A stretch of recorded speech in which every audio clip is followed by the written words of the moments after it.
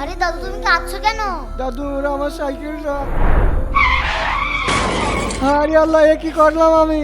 আরে আরে সর্বনাশ, আমার গাড়ি! এই বুড়ো, এই গাড়ি কি করেছিস? দে 5000 টাকা দে। বাবা 5000 টাকা তো নেই। টাকা নিতে কি হয়েছে? দে সাইকেল দিয়ে যা। হ্যাঁ ভাই। এই সরো সরো। এবার 10,000 টাকা নিয়ে এসে সাইকেল নিয়ে যাবা। এই চল। কি? দাদু ওরা এলাকার সবচেয়ে বড় মস্তান। দাদু আমি তোমার সাইকেল ফেরত নিয়ে আসবোই। দাদু যাস না। ওই টাকাতে খাসি খাতি হবি।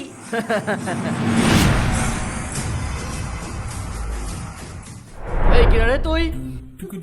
আমার নাম আব্দুল হানি। আচ্ছা, আমার সাথে চলবে না কোনো মস্তানি।